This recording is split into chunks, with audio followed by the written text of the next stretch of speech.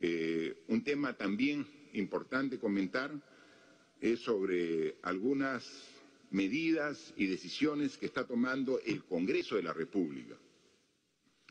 Se comentó sobre el gran problema que se tiene en los penales, en los centros de reclusión, en las cárceles que hay en el Perú. Nosotros hemos tomado algunas medidas para disminuir el hacinamiento que existe. Ya alrededor de 1000 personas privadas de su libertad, a través de normas directas que hemos hecho como Ejecutivo, han logrado su libertad. Obviamente asegurándonos que no sean elementos peligrosos para la sociedad. Eso es lo que estamos trabajando. Pero existe una cantidad importante de personas privadas de su libertad que están en condición de procesadas, que no tienen sentencia, y que queríamos buscar el mecanismo para que el Poder Judicial pueda, a esas más de 30.000 personas en condición de procesadas, puedan, previa evaluación del Poder Judicial, ver que una cantidad importante puedan salir de la cárcel, porque no tienen sentencia, ¿no? Están recién en un proceso judicial. Para eso preparamos un proyecto de ley que lo elevamos al Congreso de la República y con suma sorpresa nos dimos cuenta que lo desestimaron y lo archivaron, cosa que nos preocupa. Al respecto, yo quisiera que nos dé un poco de mayor información el ministro de Justicia que se encuentra aquí con nosotros. Por favor, ministro. Señor presidente.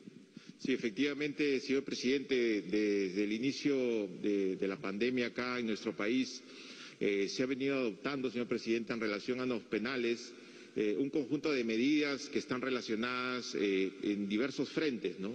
Unas medidas que apuntan al tema masivo del aseo en los penales, las fumigaciones en cada uno de los establecimientos penitenciarios, además también el uso de mascarillas y de los equipos de protección personal que se han venido distribuyendo a nivel nacional, así como la habilitación interna y externa de centros de aislamiento, en algunos casos dependiendo de la infraestructura de los penales y en otros dotando del apoyo del Ministerio de Vivienda para que ello así ocurra.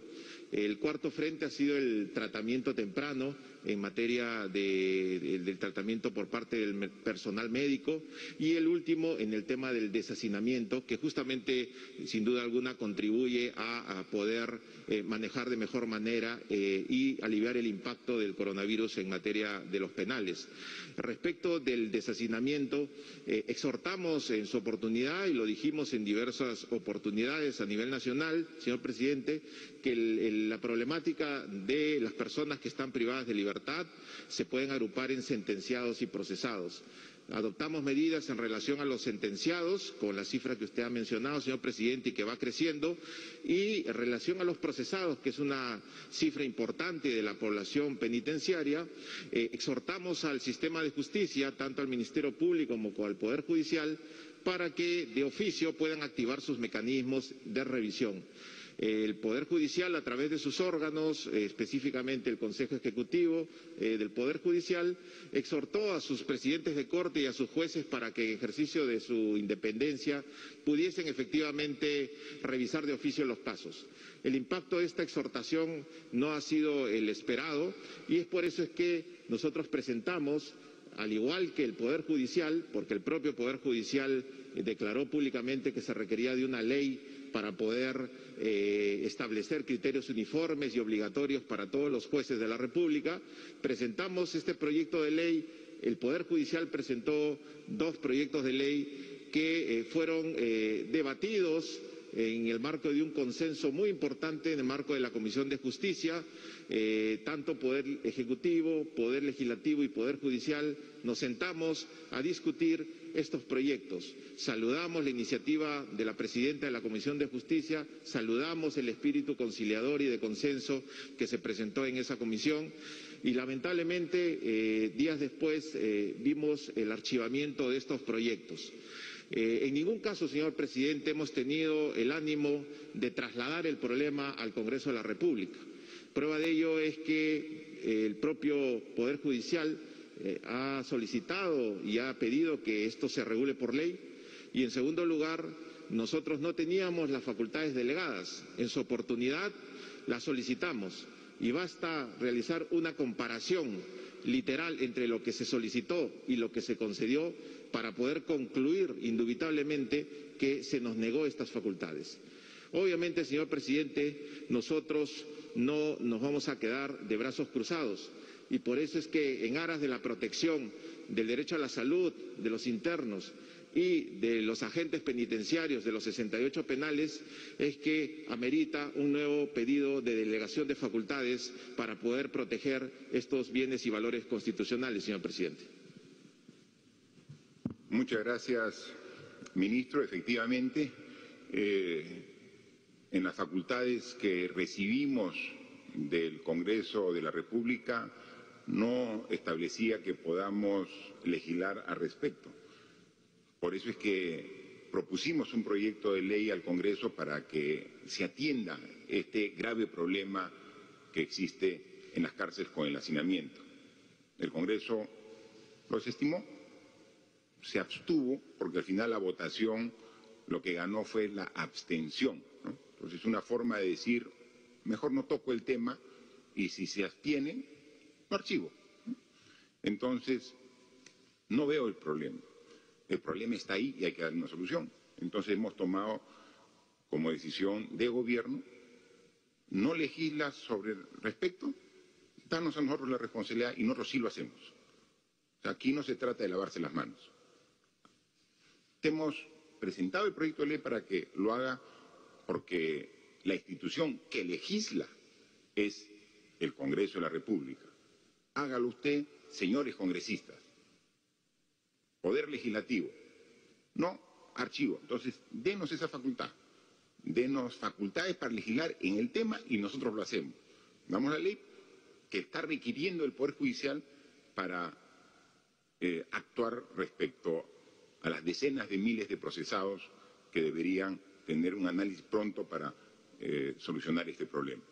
Pero este no es el único tema en el cual tenemos comentarios claros, precisos y directos respecto a algunas decisiones que ha tomado el Congreso de la República.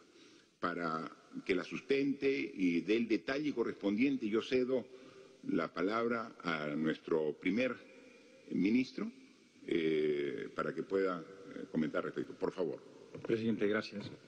Efectivamente, este virus tiene un impacto impredecible y tenemos que dar una respuesta como Estado, donde todos los órganos, inclusive los autónomos, tienen que tener sobre la mesa su mejor disposición, desde sus responsabilidades, acudir a una atención, pero también focalizar en conjunto mejores respuestas. Como bien se ha explicado, estamos advertidos que un delicado problema era la sobrepoblación o el hacinamiento en los penales y obviamente se instituía como un alto foco contagioso. Pedimos facultades para una mejor regulación, fueron negadas. Entendíamos que el Parlamento quería legislar, presentamos una iniciativa legislativa a la cual se sumó iniciativas del Poder Judicial y también iniciativas de los propios parlamentarios. Lamentablemente, ninguna de estas ha prosperado, están archivadas. Y esta era una iniciativa bastante interesante de parte del Poder Ejecutivo, porque el 30% de internos en los establecimientos tienen la condición de procesados. Y allí el INPE no tiene mayor nivel de intervención. Es por ello la urgencia de atender este requerimiento normativo. En paralelo se han dado una serie de medidas, como por ejemplo el tema de la suspensión de cobro de peajes. Aquí no se trata de defender a algún grupo empresarial o grupo de poder económico de ninguna manera. Se trata de defender las competencias institucionales y las responsabilidades como Estado. Habíamos advertido oportunamente a través de la presentación del ministro de Transportes y de la ministra de Economía en el seno del Congreso que estas normas contravenían de manera manifiesta la Constitución del Estado, pero con dos impactos mayores, que éramos pasibles como Estado de ser demandados ante árbitros internacionales, en este caso el CIADI, Pero aún más, esto iba a generar un gasto en el propio Estado, porque estas empresas afectadas abandonaban lo que es el mantenimiento y la operatividad y obviamente tiene que ser subvencionado por el Estado. Asimismo, también se acaba de aprobar una iniciativa legislativa respecto a la formalización del transporte denominado colectivos, sin respetar ningún criterio técnico, ambiental, de seguridad y menos de salubridad. Y es un tema sumamente delicado.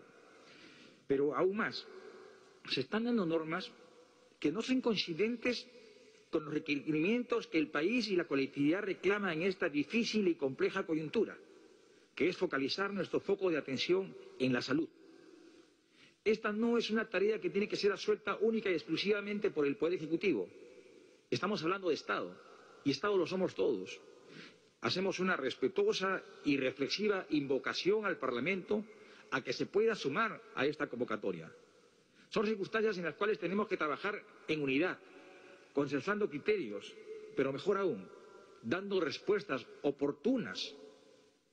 Y qué mejor aún cuando, haciendo un esfuerzo de conjuncionar tareas, todos respondamos uniformemente ante esta enfermedad del coronavirus.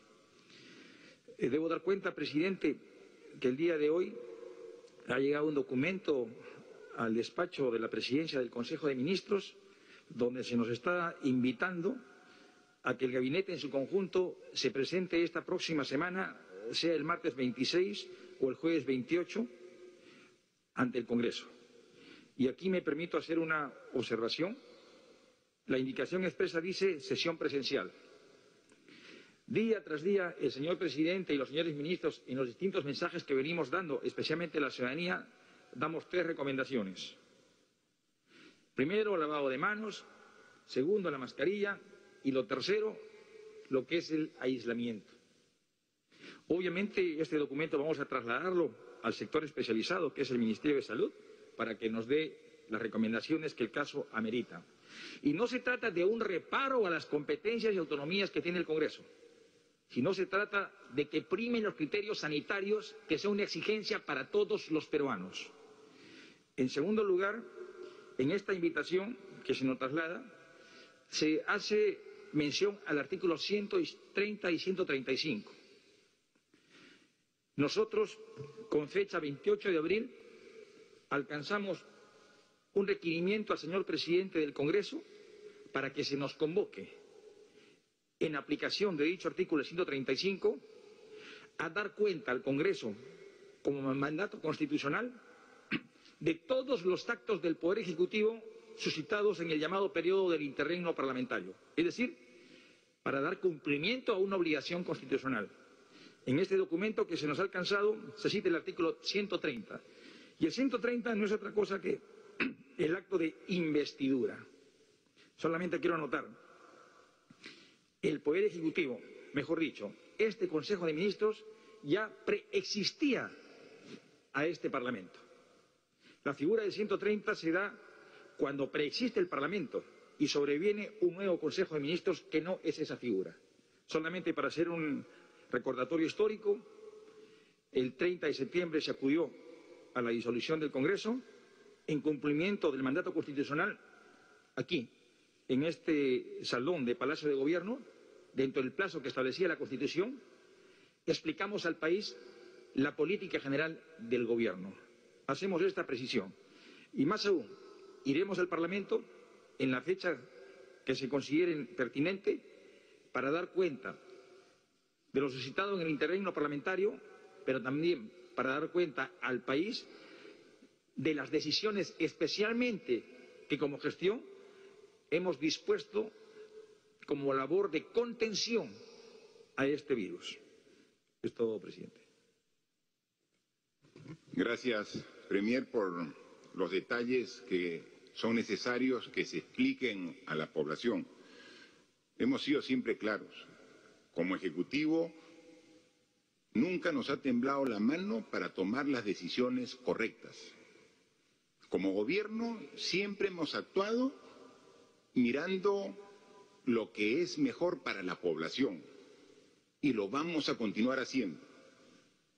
Más aún en un contexto tan delicado como el que estamos, pasando por una crisis producto de una pandemia, por un estado de emergencia que nos obliga a ser aún más responsables que nunca, que nos obliga a ser firmes en las decisiones en favor de lo que es mejor para todos los peruanos. En consecuencia, la energía que hemos tenido siempre para defender lo que es lo correcto, vamos a renovarla una vez más.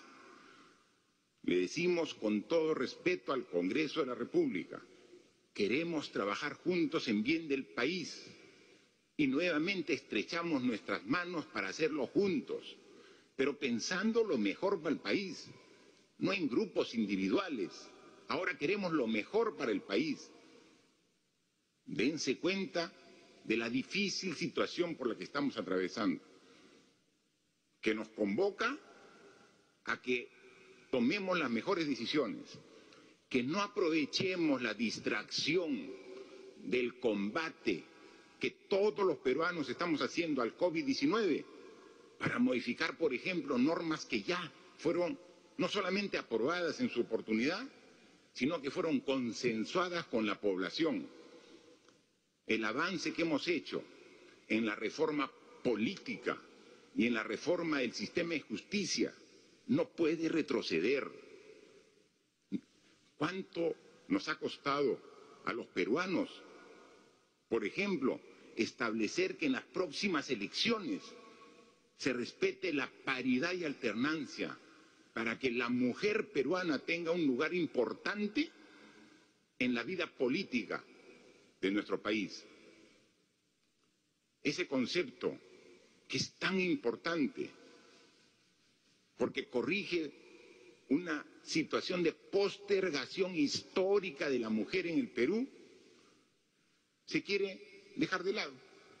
Nuevamente se está discutiendo en el Congreso para decir que paridad y alternancia para que puedan incorporarse mujeres al quehacer político del país se vea más adelante. Eso ha sido un esfuerzo que nos ha costado en estos 2 años de gobierno. Para dejarlo de lado, vamos a defender los avances en la reforma política y los avances en la reforma del sistema de justicia. No vamos a dejar que la distracción del esfuerzo de todos, justo por combatir a esta enfermedad,